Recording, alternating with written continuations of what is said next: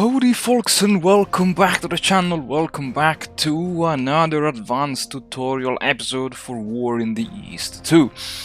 We are getting close to June 22nd, but it's not yet the time to invade the Soviet Union, so I said, okay, let's just record some additional advanced tutorials.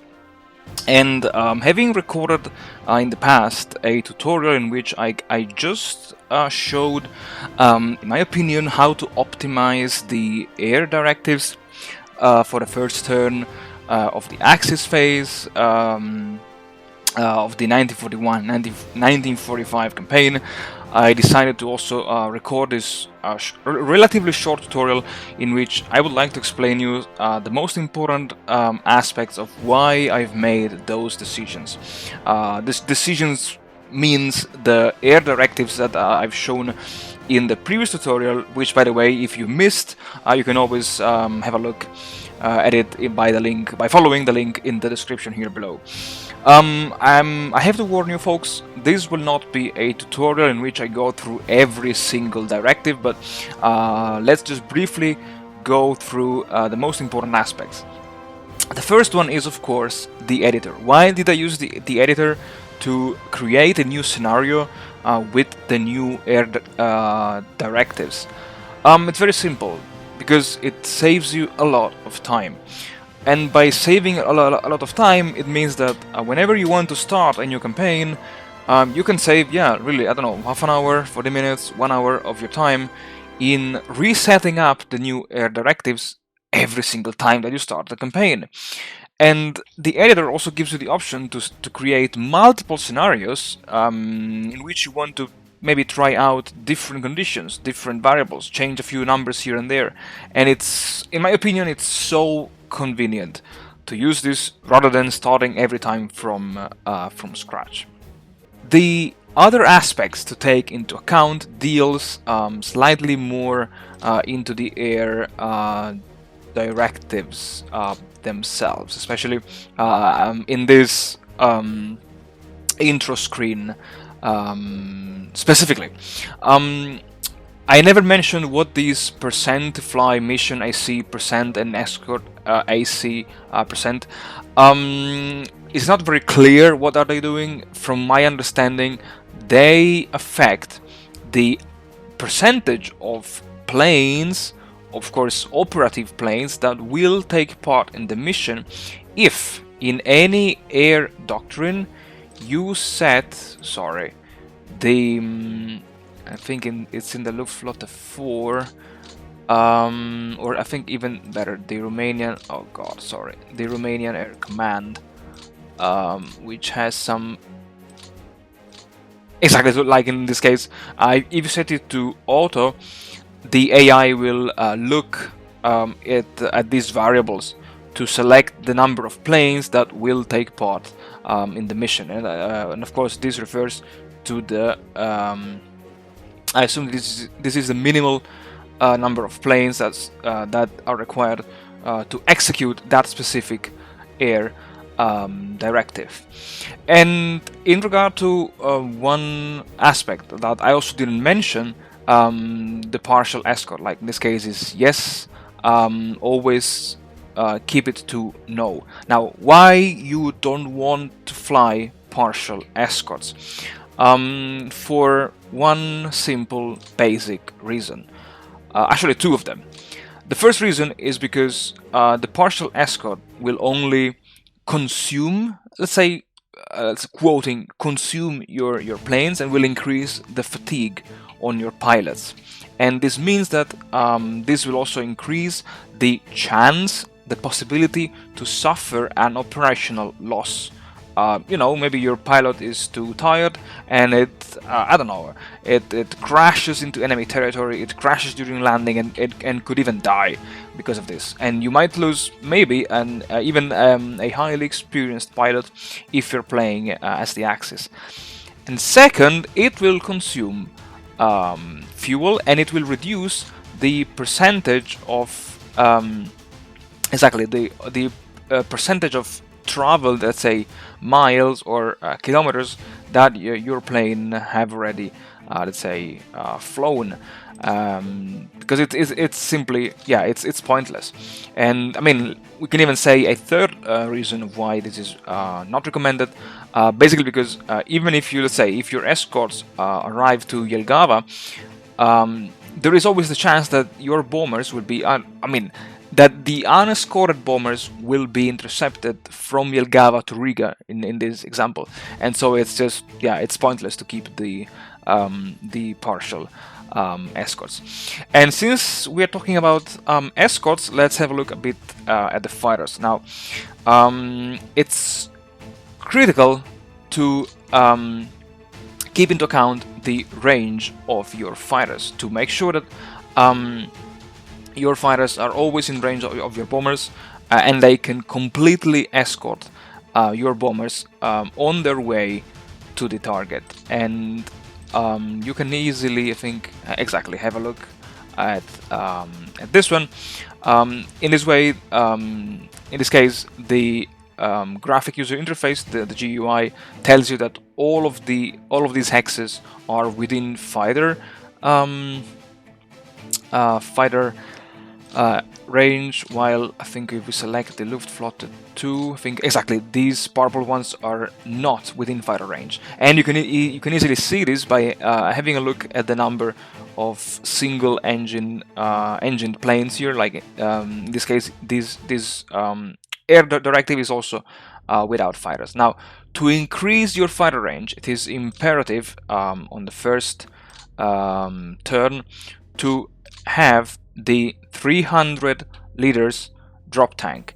Only the BF-109 F2, the F4 and the E7 have this drop tank available, and you want to maximize its use on the very first, I think, 2 turns of the Grand Campaign, because people in the past were exploiting this by keeping this drop tank throughout the Grand Campaign, and so the developers made, let's say, changed it to make sure that this loadout disappears in July 1941. Actually, from July 1941 onwards. And regarding the bombers, you want to maximize the number of bombs that your planes are carrying, and this is done by selecting the 28 50 kilogram bombs for the Ju-88A. The KG2 is the only one still equipped with Dorniers, and the maximum payload of the Dornier is just 20 50 kilogram bombs, while the Heinkel HE-111 3, I think it is, yeah, has the 3250 kilogram bombs. Why you want to use this loadout? I mean, of course, I didn't mention the Romanians. I think the Romanians have a mixture of planes, like in this case the Pote, which carries only 8 50 kg bombs, and I think the Hungarians have the Caproni with 100 kilograms and 8 50 kilograms. Now, why you want to use these loadouts? Because airfields are classified as soft targets. I mean, it also makes sense from the real Operation Barbarossa. The Germans did not waste the 1000 kilogram bombs on airfields. To maximize the damage, they used either fragmentation bombs or exactly the 50 kg bombs, because your goal, remember, is to destroy as many planes on the ground as possible. So you want to have the highest number of bombs in your bomber planes as possible. Coming back briefly to the fighters, it's imperative that you make sure that your fighters are located and let's say spread in air bases which are as close as possible to the front line. And this, let's say, not only holds true for the first turn of the Grand Campaign, but also holds true throughout the whole campaign. Always make sure that your fighters and ideally your recon planes are at the forefront of the front line, and yeah, that the fighters can protect your recon planes from the enemy aviation. One other aspect to take into account is the reassignment of the Hungarian and the Romanian AOGs to their respective air commands. This is, let's say, may not be intuitive, so I will try to explain it briefly. When you let's say set an air directive and you don't select any AOG, you see here assigned auto. This means that the AI will pick, in this case, 30 bombers and 10 escorts out of all these available AOGs. The ones which are kind of grayed out here are the ones which are not available, and the ones which have this like greenish background, it says auto 0 because they will take part in a specific air directive. So again, these, even though these could be available because the labeling here is let's say bright white, they are already busy in taking part in one specific air directive. So in this case, only the units of the 5th Flieger Corps will be potentially involved in targeting these two airfields.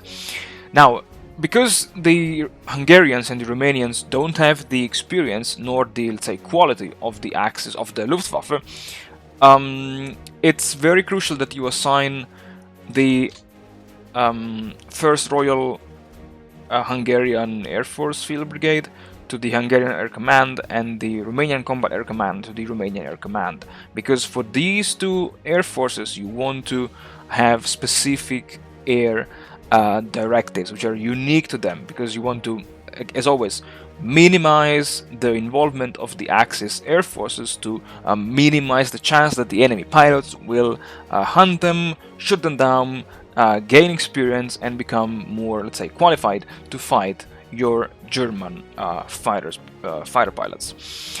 And the last point to take into account when setting up your air directives is the order of the air directives themselves. Why this is important? Because all the air directives during the air execution phase will be executed based on this order. And now I think I have one great example to show you that the order really matters. Like, I think, yeah, so you see, air directive number 50 consists of a air raid of the Romanians against the airfield of Kasha, which is, as you can see here, it has plenty of Soviet fighters. Now, if we go to the Luftwaffe 4, the Luftwaffe 4 has directives that end exactly on the 39th and the 51st.